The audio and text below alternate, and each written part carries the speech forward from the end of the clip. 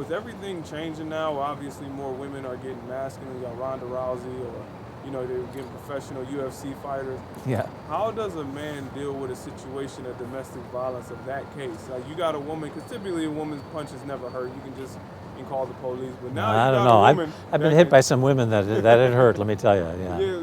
So what would a man do under those type of circumstances when you have a woman attacking you that's really violent, that can actually hurt? Yeah. What could a man do under those circumstances? As a police officer? No, as a civilian. As a civilian? Well, one of the things that we always tell people in a domestic violence situation, if you can walk away, that's your best tool. You know what? A lot of people seem to puff up their chest, especially us guys, right? Some woman gonna get into your face, you're gonna puff up your chest and you're gonna say, don't be talking to me because I'm the guy and blah, blah, blah.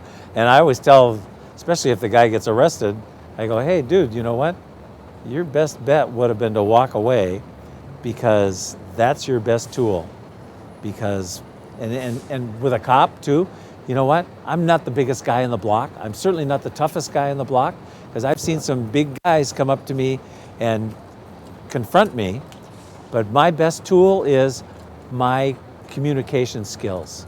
And I've had guys that are 6'8", 300 pounds, that there's no way I could fight them. I mean, sure, I got tools on my belt. I can call for help. I can get a taser and all that stuff. Or I can say, hey man, here's the deal. You can't be doing this. This is why I'm here. This is what's going to happen. You know what? You can go the hard way, or you and I can talk about this and we can work it out. You can either go on your own, or you're going to jail with me, whatever it is. I'm going to communicate with that person. Most of the time, it's usually pretty good for me. You got to have good communication skills.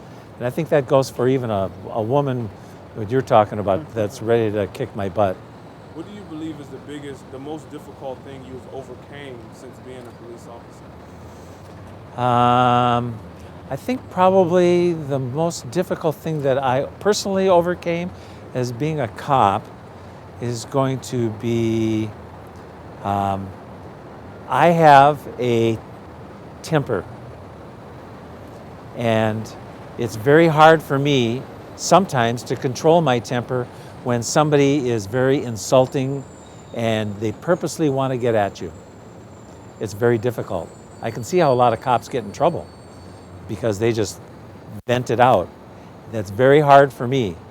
I've learned over the years that you deflect something rather than go, somebody says something terrible to me or insulting, or they want to say something hurtful to me. Sure, I could throw it right back at them, but what does that achieve? Years ago, that's what I would have done. Now, I understand somebody says something to me, I try to figure out why they say that, and I'm going to deflect it. I'm not even going to acknowledge it. I'm going to say, you know what, sir, blah, blah, blah, we're going to do it this way, we're going to do it this way, we're going to do this. He may come back and say something, and I'm going to totally deflect it, because there's no point in getting to that. It was very hard for me to learn that. I learned that from older cops when I first came on the job. They said, hey, you can use this and push people around. You can do that. Or you can use this and get what you need. It's a lot easier and you won't get punched in the nose most of the time. And I learned that from the older cops, and I went, oh, that's what I'm going to do. I'm going to go that route, because that looks better. That looks easier. And getting punched in the nose is not fun either. So this one is more of a life question. If you can give your 18-year-old self some advice now, what do you believe it would be? You mean my 18-year-old? Yeah, if you could talk to your 18-year-old. I would have done much better in school. And I don't mean that I would have taken a different job. It's just that when I was 18, I thought I knew everything.